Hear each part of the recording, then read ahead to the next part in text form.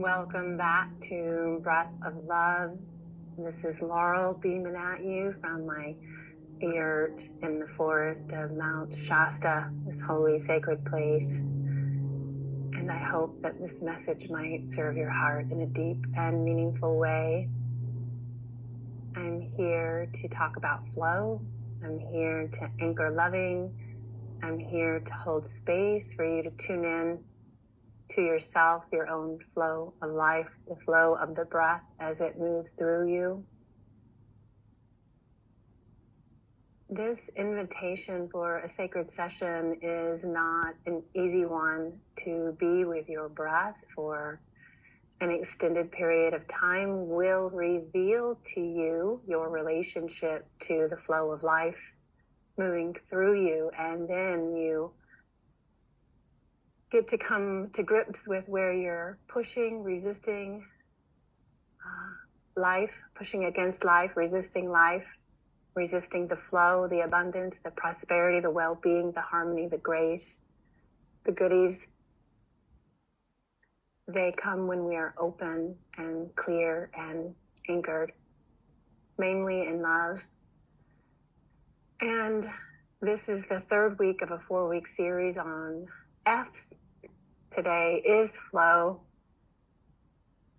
We are fluid beings, 2/3 water. We are 2/3 water. We're a 3-part being, and 2 of those parts are fluid. More so in the heart, more so in the brain, up to, I think, 85%. So thinking about fluid, thinking about water, thinking about the movement, thinking about breath as fluid, breath as flow, breath as life, it is that, and your relationship to it.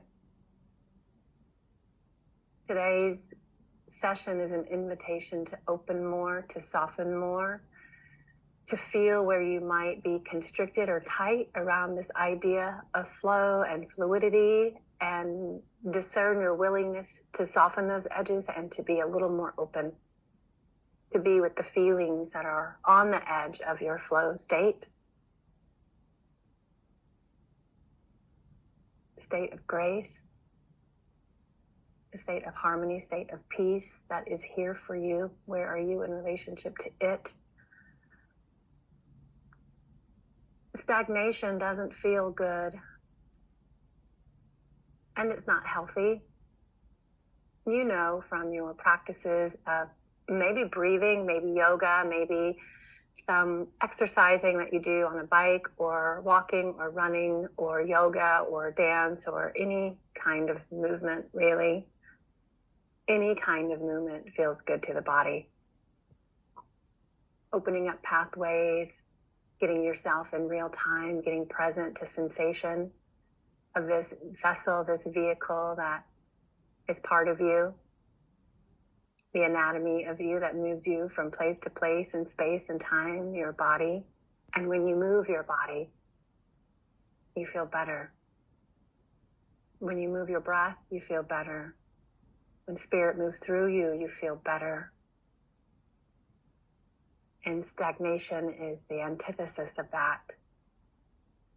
Not healthy. Not a harmonious state. In stagnation and constriction, densities grow, darkness grows, things that are not good for the system grow. In stagnation, and the antidote is movement. Thinking about rivers as they flow, thinking about your breath as it flows, thinking about how you flow from day to day. Sometimes you know you're having a flow day when the synchronicities prevail and things come easy, and connections, appointments, schedules. And then you know when you're having a non-flow day. The idea is to not judge ourselves as we discern this more and more. And as we learn the practices to promote flow, meditation and presence and grounding and movement and anchoring and opening to the possibilities, releasing the small self, the human self, the persona, to the higher self, the better self, the fuller self, the future self. Humbly surrendering as frequently as you can the constricted state of you over to the fuller state. With softness, with curiosity. I know it comes with trepidation and fear and anxiety and stress. I know it. That's why we have containers like this, to practice the releasing, to practice the letting go, to practice what it might feel like to be more open. This is a safe space for you to feel your way, to learn how to flow with the better part of you, and to learn to trust yourself in that flow, that you will be taken to the most perfect place for you in the next breath, in the next breath, in the next moment, in the next day, in the next iteration of you. So may today serve you as a reminder of your fluid nature, and may you work well with the parts of you that have trouble with this idea.